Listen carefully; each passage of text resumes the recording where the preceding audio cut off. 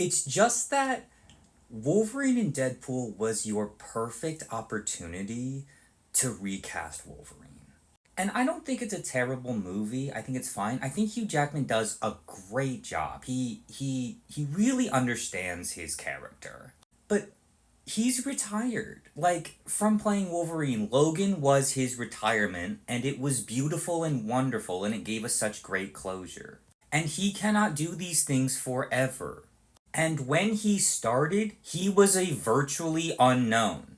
So, in a way, spoilers for Wolverine and Deadpool, but I'm going to tell you exactly how you do this.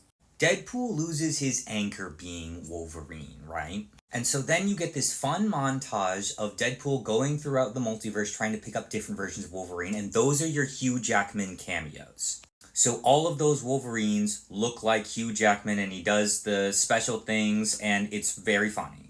And the Henry Cavill Wolverine is not played by Henry Cavill, it's played by Dougray Scott. Anyway, tangent. Then Deadpool finally finds a Wolverine, and he's like, hey, I'm looking for Wolverine. And he's like, I'm Wolverine. He's like, you're not Wolverine, because it's not Hugh Jackman. But this is the last Wolverine he can get. It's the only one available. So he gets this Wolverine, and he sticks it for the TV guy, and the TVA guy is like, that's literally the worst Wolverine in the multiverse. So throughout the whole movie, it's Deadpool begrudgingly taking this Wolverine on a mission to save his universe. And I think throughout there are little points where, like, Hugh Jackman Wolverine, maybe even as Hugh Jackman, like, comes to Deadpool, and Deadpool's like, this is never gonna work, I need you, and Wolverine's like, you don't need me, you just need to believe in yourself, or something like that. And he can have almost the exact same backstory as that Wolverine had of, like, he let his team down. Only what you do is you say he had, like, the opportunity to sort of go help his team, and he instead chose not to help when he could have, and then they all, perished. And so he's no hero. He doesn't feel like he deserves to be Wolverine. He doesn't feel like he's worthy of the mantle.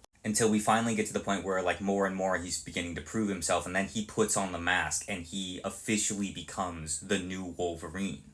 And Deadpool brings him over to his universe to then do Wolverine adventures. Like, do you see the allegory here? Because Deadpool and Wolverine is a meta commentary on the death of the Fox universe. That's what it is. That's the whole joke. And so with this movie, that is your perfect opportunity because the character is essentially going through rebirth. His old universe is dying and now he's beginning anew in the MCU. And if a big part of those stories moving forward is going to be Wolverine, we need a new Wolverine for the rebirth into the MCU.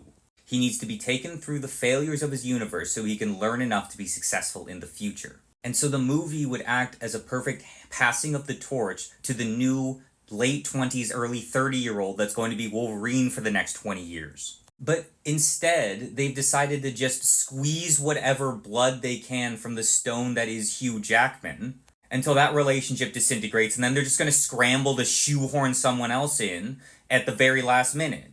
It feels like some of these execs can't see 10 feet in front of them. They're just like, money here? No. Money here? No. Yes, money here. And then they just, like, they don't look up and see where they're going.